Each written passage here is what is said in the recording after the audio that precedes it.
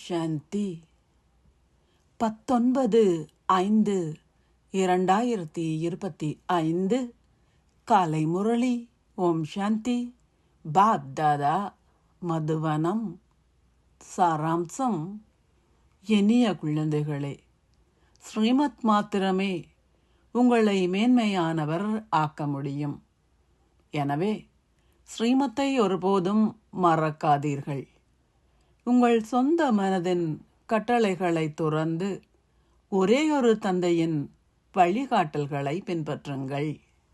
கேள்வி: ஒரு புண்ணியாத்மா ஆகுவதற்கான வழிமுறை என்ன?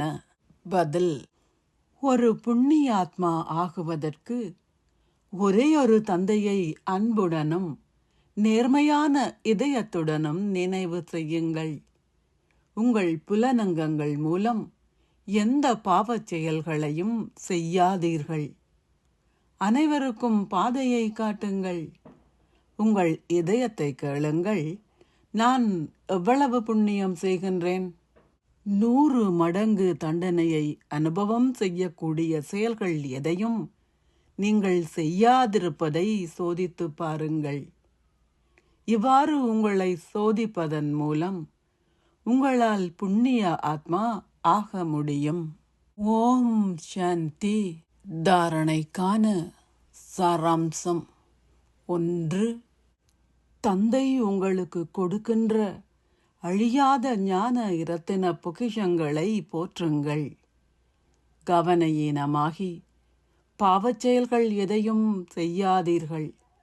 கடவுளே உங்களுக்கு கற்பிக்கின்றார் என்ற நம்பிக்கை இருந்தால் நீங்கள் எல்லையற்ற சந்தோஷத்தில் நிலைத்திருப்பீர்கள். 2.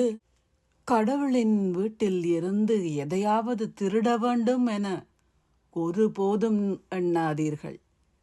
அந்த பழக்கம் மிகவும் தீங்கானது. கூறப்பட்டுள்ளது, ஒரு வைக்கோலை திருடியவர் 100,000ஐயும் திருட முடியும்.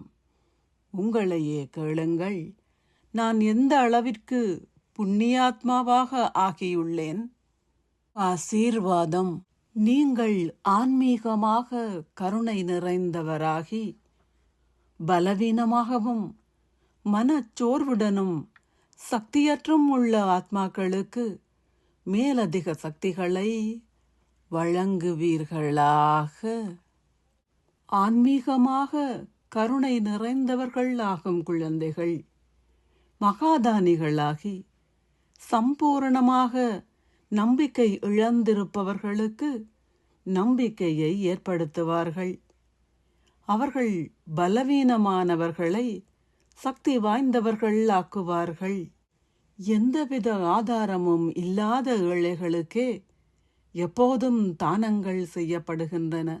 மகாதானிகளாகி பலவீனமாகவும் மனச்சோர்வாகவும் சக்தியற்றும் உள்ள பிரஜை தரமுள்ள ஆத்மாக்களுக்கு ஆன்மீகமாக கருணை நிறைந்தவர்கள் ஆகுங்கள்.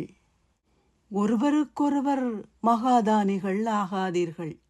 உங்களுக்கு இடையே நீங்கள் ஒத்துழைக்கும் சகபாடிகள். நீங்கள் சகோதரர்கள், அத்துடன் சமமான முயற்சியாளர்கள். எனவே ஒத்துழைப்பை கொடுங்கள், தானங்களை அல்ல. ஸ்லோகம். ஒரே ஒரு தந்தையின் மேன்மையான சகவாசத்தில் சதா இருங்கள். வேறு எந்த சகவாசத்தின் நிறமும் உங்கள் மீது ஆதிக்கம் செலுத்த முடியாது. அவ்யக்த சமிக்ஞை. ஆன்மீக ராஜரீகம் மற்றும் தூய்மையின் ஆளுமையை கடைபிடியுங்கள். தூய்மையை கிரகிப்பதுடன் கூடவே உங்களின் முகத்திலும் நடத்தையிலும் ஆன்மீகத்தின் ஆளுமையை கிரகியுங்கள்.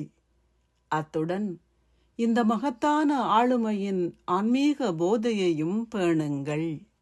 உங்களின் ஆன்மீக ஆளுமையை உங்களின் விழிப்புணர்வில் வைத்திருந்து சதா சந்தோஷமாக இருங்கள். அப்போது சகல கேள்விகளும் முடிவடைந்துவிடும். அமைதி அற்றும் துயரத்துடனும் இருக்கும் ஆத்மாக்கள் உங்களின் சந்தோஷமான ஒரு கண்ண பார்வையால் சந்தோஷம் அடைவார்கள். ஓம் சாந்தி. நன்றிகள் பாபா.